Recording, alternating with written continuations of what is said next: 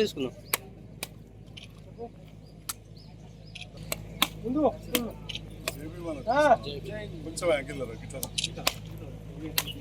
కొంచెం angle chairman సాబ్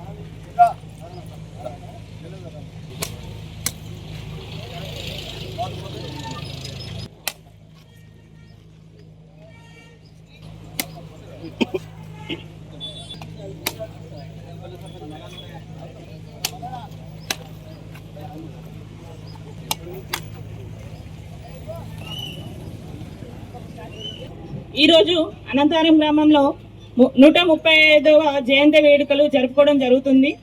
ఈ వేడుకలకు విచ్చేసినటువంటి ప్రతి ఒక్కరికి ధన్యవాదాలు.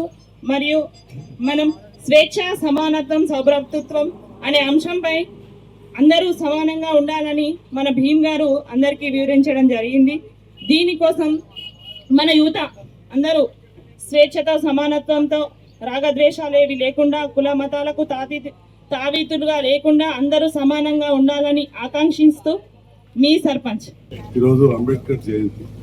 అంబేద్కర్ గారి విగ్రహాలు ప్రపంచంలో ఎక్కడ ఎవరికి లేదని ఉన్న విషయం అందరికీ కూడా తెలుసు. వారు ఒక భారత రత్నగా గుర్తించబడి భారతదేశంలోని అత్యంత మేధావులలో ఒకరిగా మనం అంబేద్కర్ గారు గుర్తించబడ్డారు. వారు మన భారత రాజ్యాంగాన్ని రచించి ఇవ్వడం చెప్పారు. ఈ రోజు ఆ రాజ్యాంగానికి అనుగుణంగా మనం నడుచుకోవట్లేదు. అదే రాజ్యాంగాన్ని ఆనాడు జవహర్లాల్ నెహ్రూ గారు కావచ్చు, సర్దార్ పటేల్ గారు కావచ్చు, లాల్ బహదూర్ శాస్త్రి, ఇందిరాగాంధీ, రాజీవ్ గాంధీ, అదేవిధంగా ఇప్పుడున్న ప్రధానమంత్రులు, రేపటి నాడు ముందున్న రాహుల్ గాంధీ వరకు కూడా ప్రతి వారు ఆ రాజ్యాంగాన్ని అనుసరించే ఇవాళ మన సామాన్య పౌరుల వరకు కూడా ముందుకు వెళ్తున్నాం. కాబట్టి వివిధ సంస్కృతులు, వివిధ భాషలు, వివిధ మనకు అలవాట్లు, మన భాషలో చెప్పాలంటే ఇన్ని ఉన్న మనము ఇంకా కలిసి ఉన్నామంటే ఆ రాజ్యాంగంలో పొందుపరిచిన భాగంగానే మన తెలంగాణ వచ్చింది. ఆ రాజ్యాంగానికి అనుగుణంగానే మనం రేపటి నాడు మహిళా రిజర్వేషన్ చేసుకోబోతాం. ఆ రాజ్యానికి అనుగుణంగానే 25 ఏళ్ళు అవుతున్నాయి కాబట్టి డిలిమిటేషన్ నియోజకవర్గాల పునర్విభజన జరుగుతుంది. ఎందుకంటే ఆ డిస్కషన్ బాగా నడుతుంది కాబట్టి ప్రత్యేకంగా చెప్తా ఉన్నాం. ఆనాడు 2001లో తీర్మానం చేసుకున్నాం, 2026లో ఇవన్నీ చేయాలి రాజ్యం పునర్విభజన. దాంట్లో భాగంగా ఇవాళ అనంతరం గుర్తుపెట్టుకుని అనంతరం బ్రిడ్జ్ కొంత అయిపోయింది. వాటికి నిధులు ఇచ్చారు రేవంత్ రెడ్డి గారు. అలా పని చాలా అవుతుంది, మీరు కూడా చూసారు. నిన్ననే సీతాకర్ కలిసిన దాంట్లో మన గుట్రాజ్పల్లె బ్రిడ్జ్ కూడా రివైజ్ ఎస్టిమేట్ ఉంది, ఇంకా కొంత ఆగిపోయింది. లక్ష్మీపూర్, గుట్రాజ్పల్లె, కల్లెడబోయేది వీటి కూడా చేస్తా ఉన్నాం. ఇది జాతీయ రహదారి. గౌరవ పార్లమెంట్ సభ్యుల గారికి నేను చెప్పినాను, ఇది వారు కేంద్ర ప్రభుత్వం చేయాలి. రోడ్డు తిప్పనవాడ వరకు మంజూరు అయింది, అది ఇక్కడ టెండర్ కాలేదు, అవుతుంది. ఇది కూడా చేయాలని కోరుతున్నా. ఇక్కడ చాలా సమస్యలు ఉన్నాయి, ఒకటొకటి తీరుస్తా ఉన్నాం. మొన్ననే మా మస్తాన్ భాయ్ దూరం ఉంటుడు, కానీ నేను గెలవగానే మొదటి 29 లక్షలతోటి తుర్కాశ్వాడలో రోడ్ వేసాం. మళ్ళీ మొన్న కూడా కొత్త సర్పంచ్ అక్కడే రోడ్ వేసింది.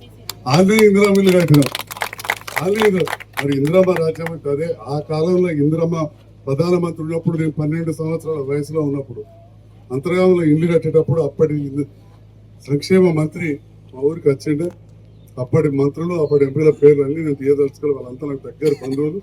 అలాంటి ప్రభుత్వాలు అప్పుడు చిన్నప్పుడు చూసాం, ఇప్పుడు కలిసి పనిచేస్తున్నాం. అందరు సహకారం ఉంటే తప్పకుండా మన నియోజకవర్గ అభివృద్ధి చేస్తామని చెప్పి కూడా ఈ సందర్భంగా చేస్తూ, మరి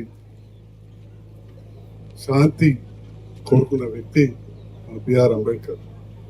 ఆనాడు రకరకాల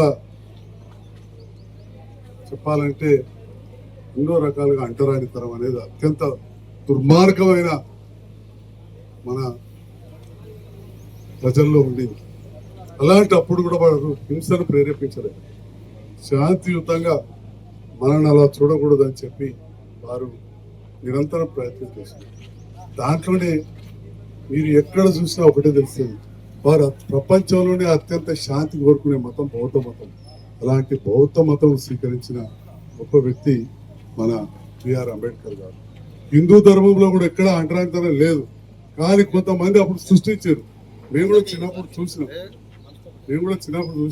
కానీ ఇవాళ అది లేదు. ఇవాళ మన పక్క సర్పంచ్ పులాస నరేష్ రెడ్డి గారు 4 సార్లు వాళ్ళ చెల్లె అవాయిడ్ పెడతారు. దేవయ్య గారు మేము కలిసి భోజనం చేసినాం, తన మంత్రి కావచ్చు, మా అంతగా నారాయణ మేము కలిసి తింటున్నాం.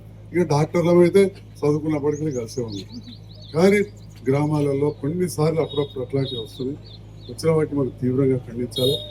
అంబేద్కర్ శాంతి కాముకుడు, మన దేశానికి నిర్దేశం చేసి ఇలా ప్రపంచం మొత్తం చూస్తే కూడా ఇవాళ తీవ్రవాదంతో, ఆ బాంబుల వర్షంతో అల్లకల్లోలం అవుతుంది. మనలాంటి పేద దేశం ఇవన్నీ జరుగుతూ తట్టుకుంటుందా? మనం పోరాడాల్సింది మన హక్కులు, మనం గట్టిగా పనిచేయాలి. మన యువత ఉంది, పని చేసి సంపాదించుకోవాల్సిన అవసరం ఉంది. మనం పేదరికంతో కొట్లాడాలి, పేదరికాన్ని ప్రారంభించాలి, ఇంకా దేన్ని కూడా కాదు అని చెప్పి తెలియజేస్తూ అందరం కూడా కలిసిమెలిసి ఉన్నాం. అంబేద్కర్ ఆశయాలకు అనుగుణంగా నేను ఒక శాసనసభ్యునిగా రాజ్యాంగం మీద ప్రమాణం చేసి తప్పకుండా చెప్తా ఉన్నాం, మన కోసం పనిచేస్తానని చెప్పి తెలియజేస్తాను. Thank you.